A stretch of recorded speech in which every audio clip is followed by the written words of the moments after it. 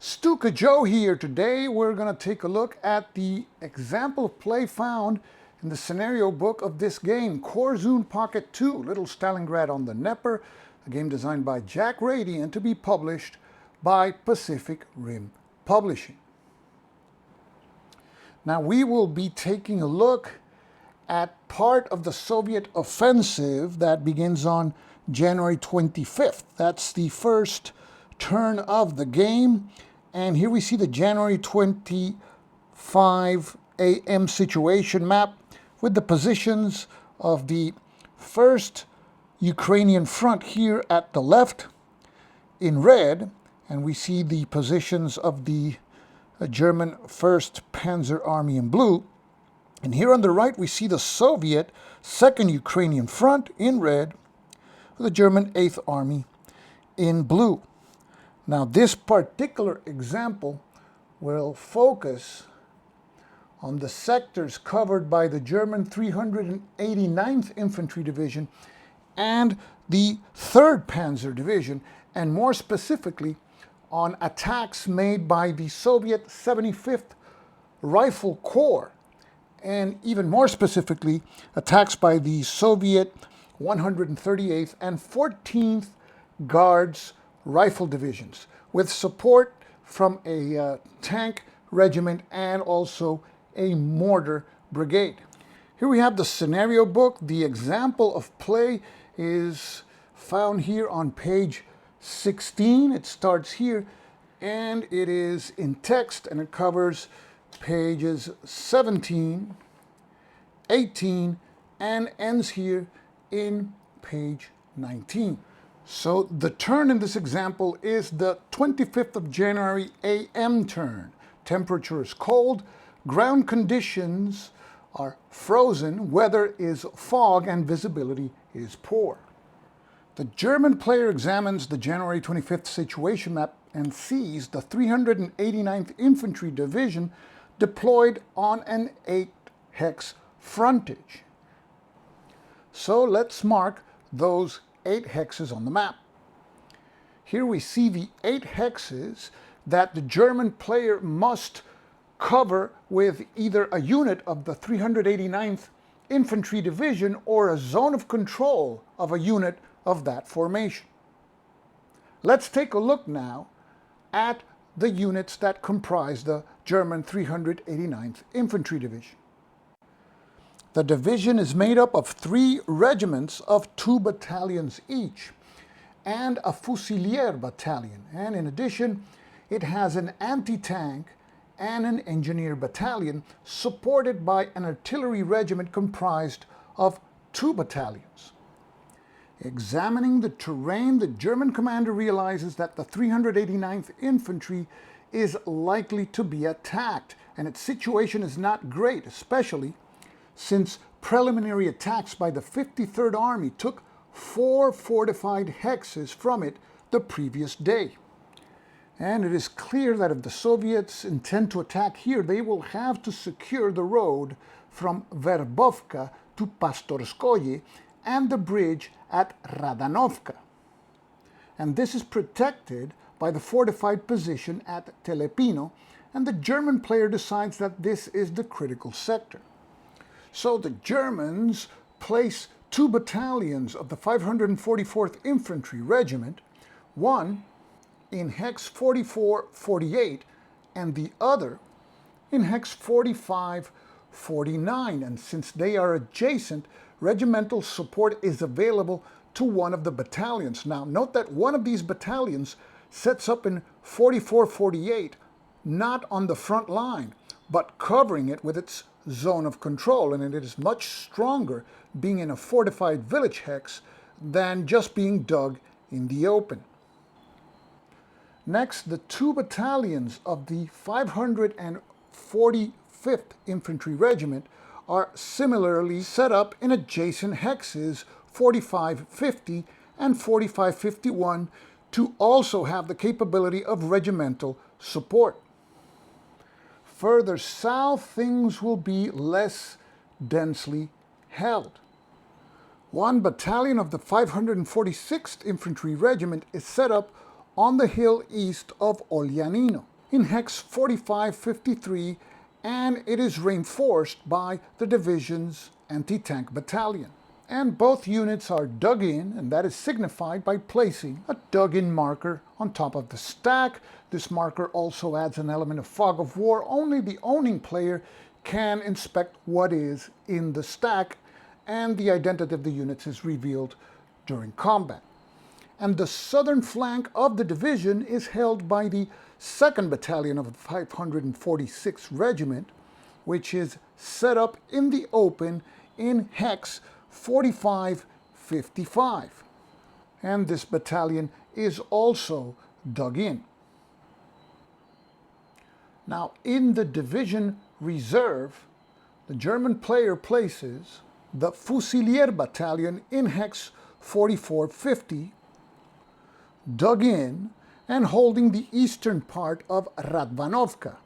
On the other side of the bridge, the division's engineer battalion also digs in and is in a position to blow up the bridge if necessary. Finally, the division's artillery sets up in hex 4350, where both battalions of the artillery regiment are placed in a position to support all the units of the division. Notice that in the situation map, there is the setup location for units of the SS Viking between Oljanino and Osiniatska behind the flank. And this consists of 2 battalions and 2 companies of the German player's choice. But we will not concern ourselves with which they are and where they are, beyond assuming that at least a battalion is dug in on the hill at 4454. For purposes of this example, we will place a unit and a dug-in position in that hill hex, as shown here. Now the 3rd Panzer Division sets up south of the 389th, and unlike the 389th, which is part of the German 11th Corps, the 3rd Panzer is part of the 47th Panzer Corps. Let's take a look at that division. It consists of only 3 Panzer Grenadier battalions supported by a single Panzer battalion, a recon, an engineer, an anti-tank, and an anti-aircraft battalion. Its artillery regiment is fairly strong, however, with 3 battalions. We will be marking on the main map its front hexes with green posts. Its objective is to cover the bridge at Reimentarovka, and because most of the stream is marshy, it is one of the few places where motorized units can get across. So the German player sets up 1 battalion of Panzer Grenadiers in hex 4655 on the hill west of Burtki, and it is reinforced with the division's anti-tank battalion, and both units are dug in. 2 hexes away, the 1/3 Panzer Grenadier Battalion sets up on the fortified hill north of Reimentarovka in hex 4757, And the last Panzer Grenadier Battalion sets up in Vasilevka, which is Hex 4958, along with the division's anti-aircraft battalion with its 88mm guns. Next, the 2nd/6th Panzer Tank Battalion is placed in Hex 4758 in Reimentarovka, covering the bridge. Meanwhile, the division's reconnaissance battalion is set up in Hex 4557 in reserve, and it is also set up, dug in, on the hill northwest of Reimentarovka. The division's engineer battalion is dug in at Novoosinyashka, which is Hex 5058. And finally, the artillery is set up in hexes 4457, 4458, and 4759, able to support the whole division, but in the relative safety of the southwest bank of the stream. The Soviet 53rd Army's 75th Rifle Corps is composed of 3 rifle divisions, the 213th, 138th, and 14th Guards, and it is deployed on a narrow front of only 7 hexes, between Kochanivka and just north of Vasilevka. And it has been reinforced by the 53rd Army with the 8th Guards Mortar Brigade and the 34th Tank Regiment. It is not facing the critical road and bridge at Radvanovka, and the stream to its front is crossable just north of Olyanino at the bridge at Osinyashka, across the stream between Osinyashka and Reimentarovka, and at the Reimentarovka bridge. And as you can see, Reimentarovka is well fortified, but the Soviet division that is facing Reimentarovka is the 213th Rifle Division, the weakest of the 75th Rifle Corps. Its infantry battalions have attack strengths of 2 and defense strengths of 5.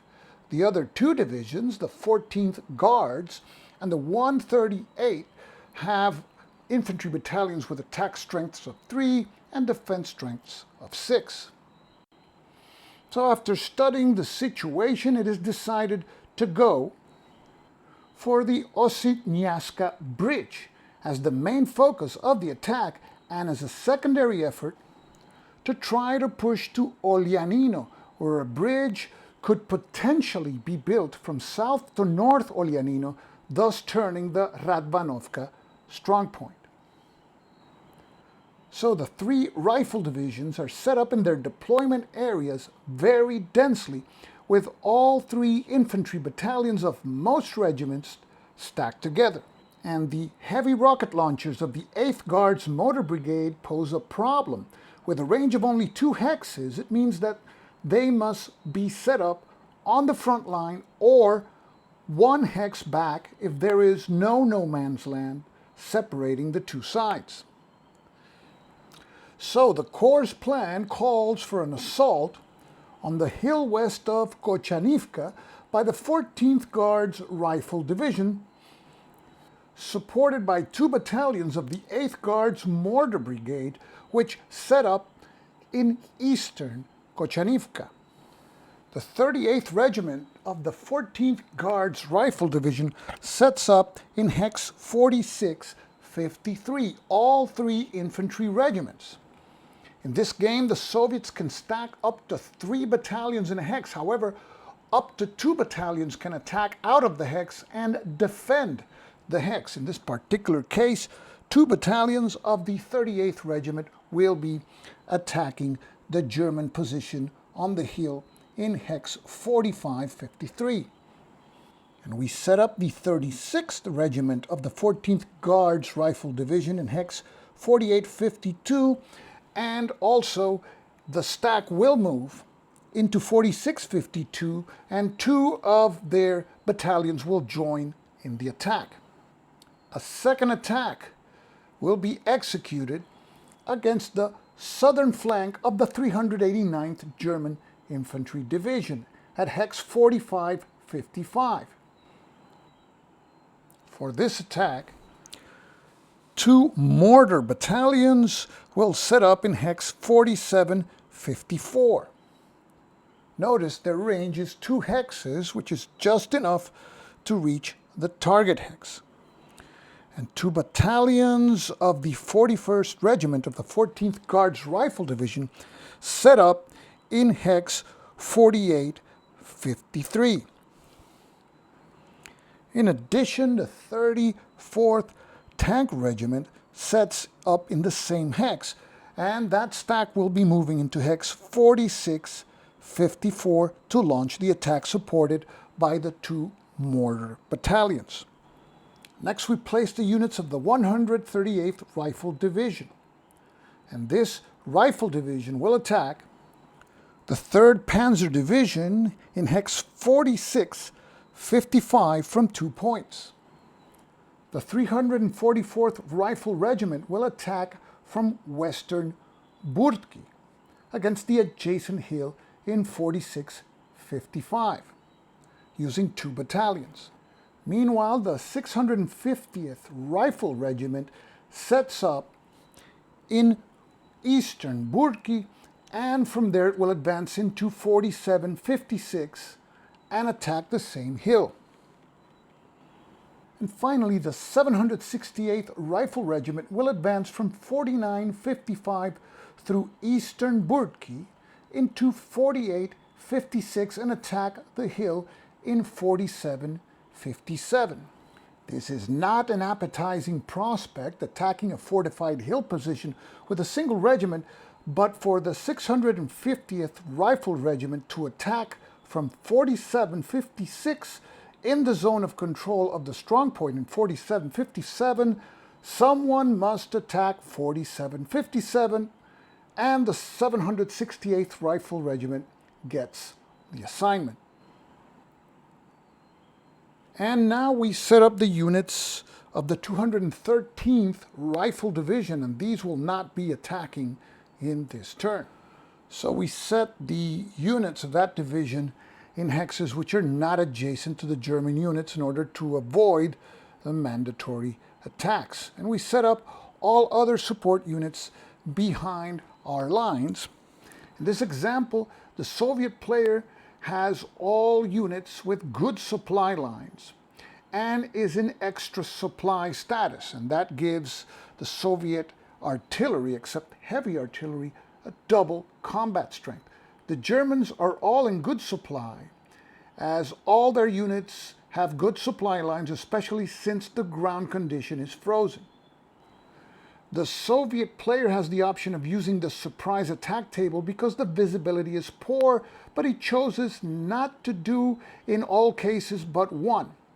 The fog is a real problem for the Soviet player because in poor visibility, all artillery, including heavy artillery, is halved.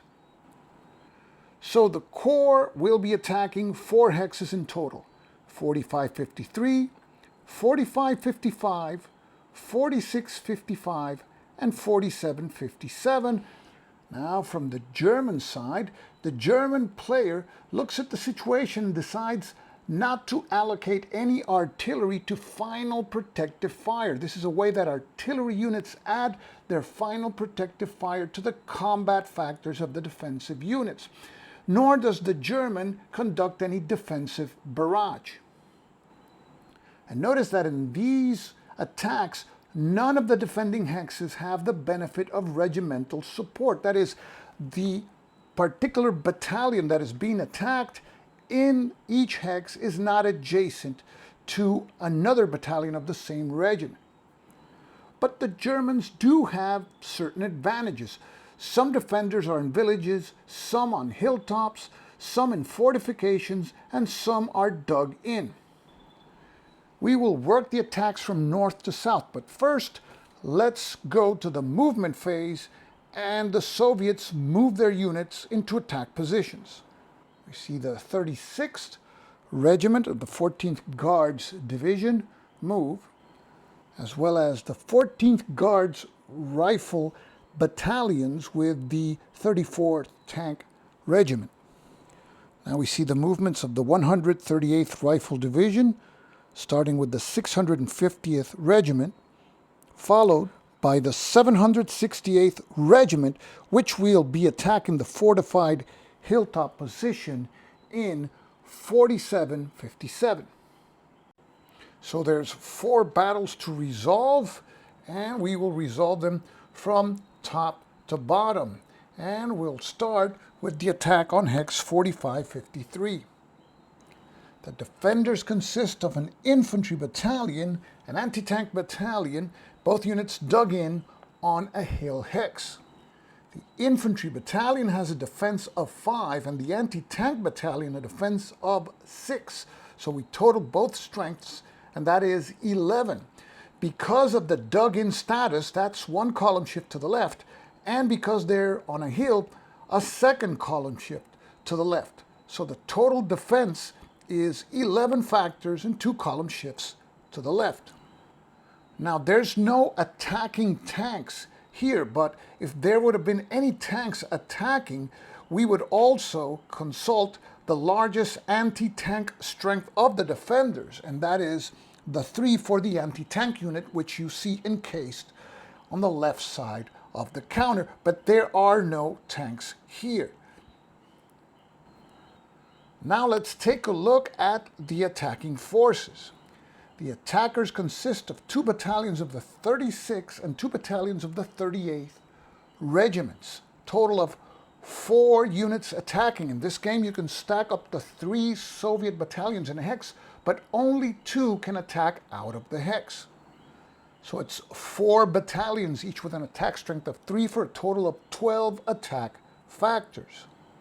And because each hex contains 2 battalions of each regiment, each receives a column shift to the right. So there's 2 column shifts to the right.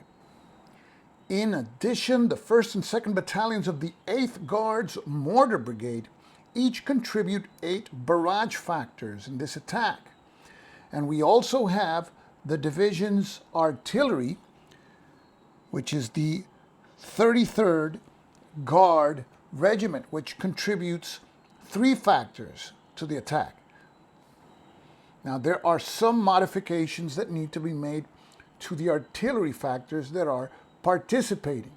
The Guards Mortar Battalion are heavy artillery. This means that they are not halved due to the target being dug in, but they are halved for poor visibility, for the fog. And they cannot use intensive fire. So their 16 barrage factors are halved to 8. The divisional artillery is not heavy artillery, so it is doubled to 6 for intensive fire, halved back to 3 for visibility, and halved to 1.5 because the target is dug in, and that 1.5 factor is rounded down to 1.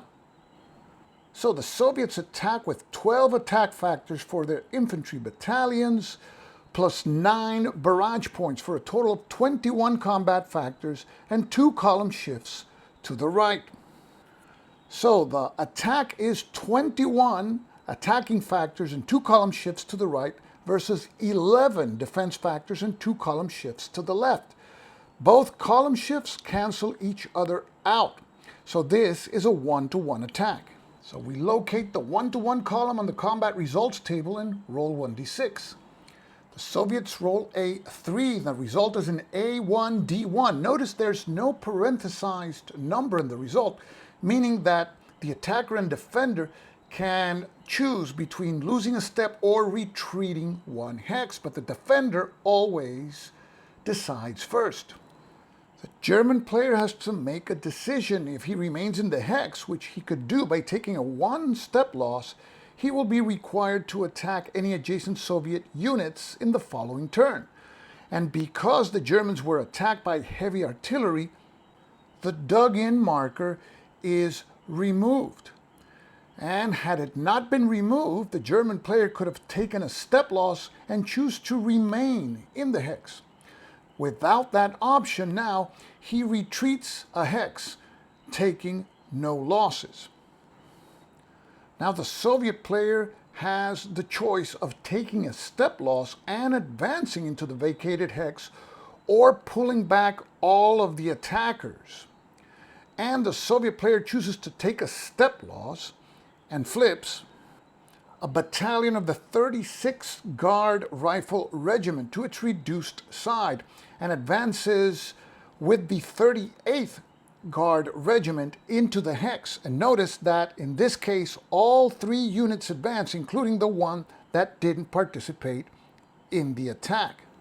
And notice that uncommitted units in the same hex as the attackers, like the 3rd Battalion in the Russian stack, can also advance with the attacking units.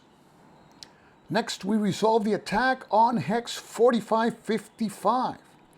Let's take a look at the German defenders. Only 1 infantry battalion dug in the open. So in this particular case, the battalion's strength is 5 defense factors. And because it is dug in, it has a 1 column shift to the left. Let's take a look now at the attacking Soviet units, which are in hex 4654. And again, there are 3 units in the hex, but only 2 units can attack, and it will be the top unit, which is the tank regiment, and the 2nd unit, which is an infantry battalion of the 14th Guards Rifle Division. The Rifle Battalion attacks with a strength of 3 and the Tank Regiment with a strength of 4 for a total of 7 attack factors. In addition, the 3rd and 4th Battalions of the 8th Guards Mortar Brigade provide 8 barrage factors each, for a total of 16 barrage factors, but they are halved for poor visibility, the fog. So we add 8 barrage factors to the 7 attack factors provided by the tanks and the infantry for a total of 15 attack factors. And notice that the Soviets here have 1 column shift to the right for regimental bonus, because the bottom unit in the stack, even though it's not participating in the combat, is in the same hex as the infantry battalion that is participating.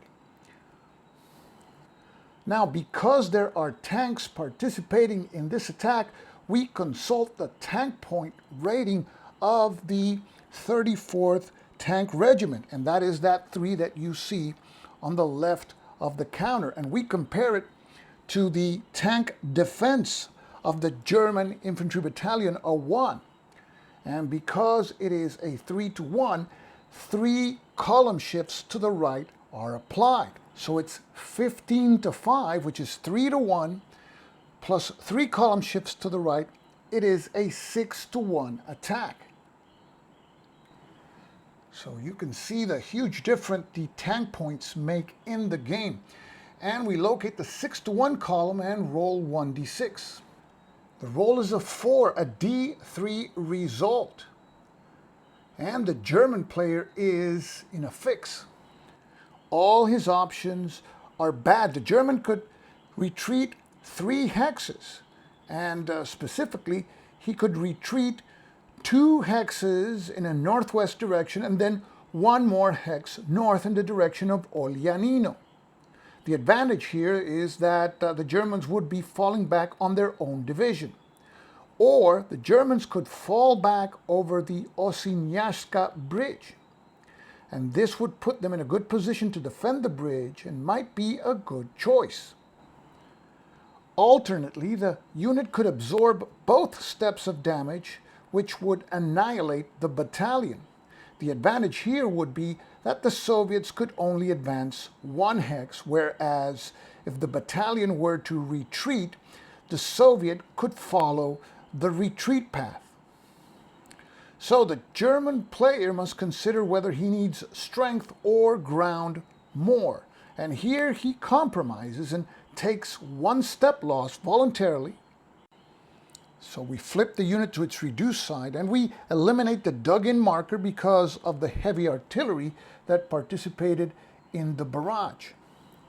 And the German withdraws 2 hexes to the southwest, thereby reaching hex 4356 in Osinyaska, covering the bridge.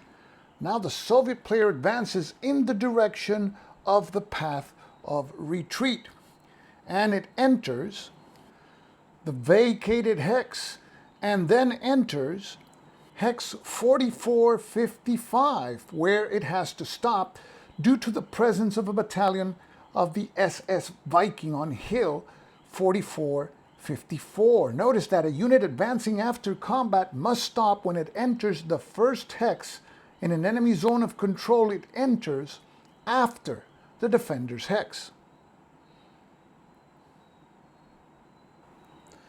Now we move to resolve the attack against hex 4655.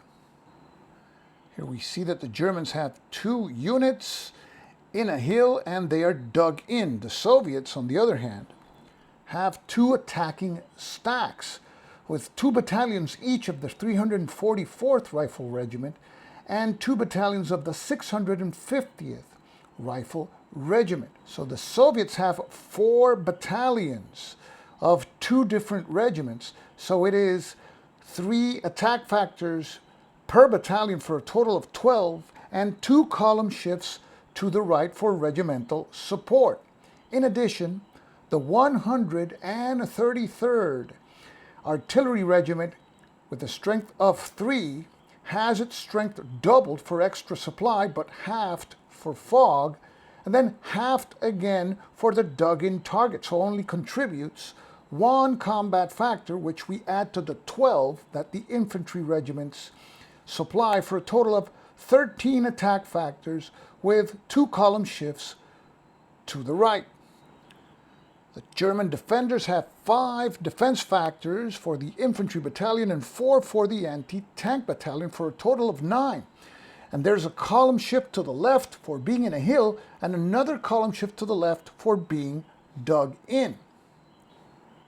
Now notice that the defenders have artillery units nearby, like the ones that you see in hex 4457. Such an artillery unit could provide final protective fire, which would be added to the defense strength, but it would be halved for fog, and the final protective fire that these 2 units would provide would just be a total of 1. So let's say that that is added.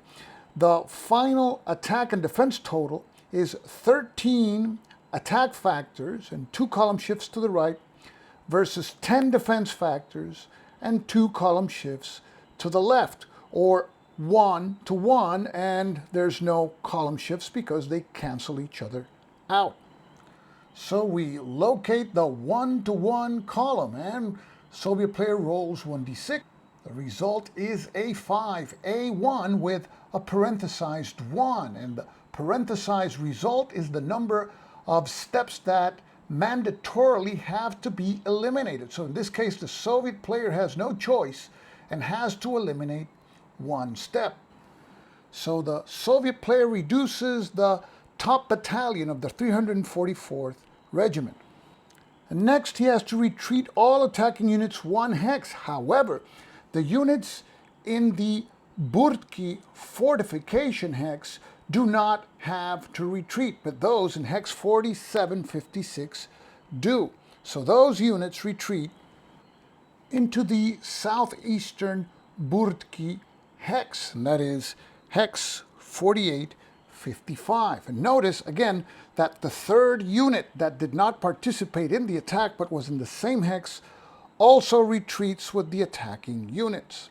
And the Germans maintain their position there and the dug-in marker. There was no heavy artillery participating in that attack. And finally, we resolve the attack on hex 4757.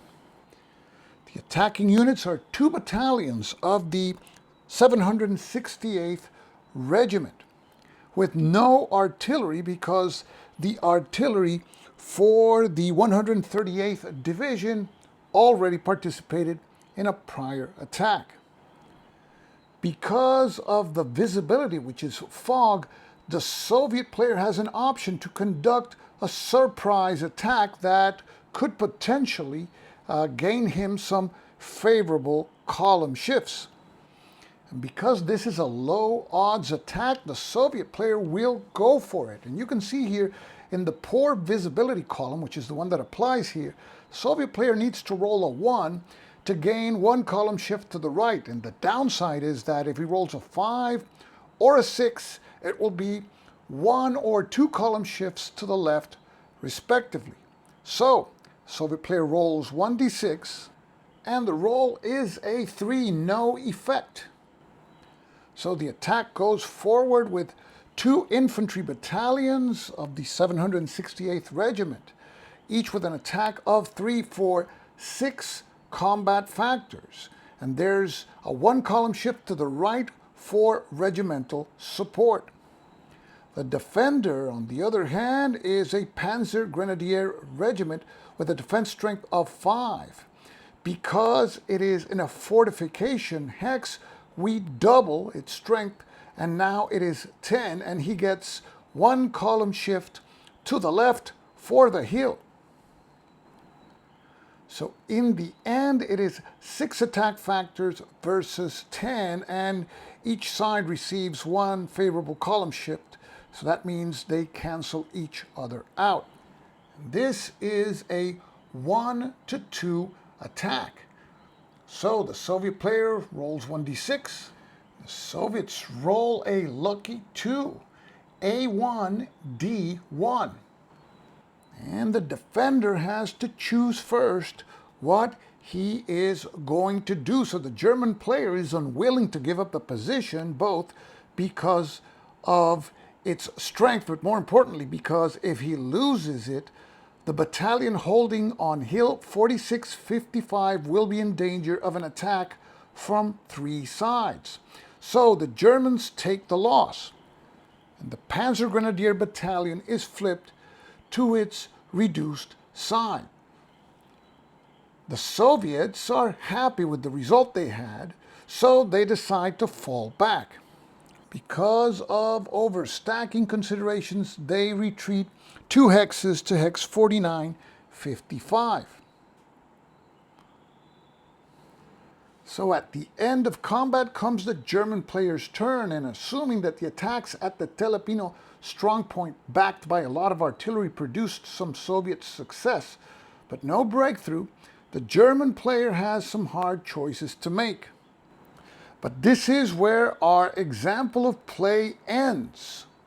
This is Korsun Pocket 2, a game designed by Jack Radey and to be published by Pacific Rim Publishing. And I hope that this video has given you some idea of the basic mechanics of play and the flow of the game and what the game has to offer. This is Stuka Joe, signing off for now. Thanks for watching.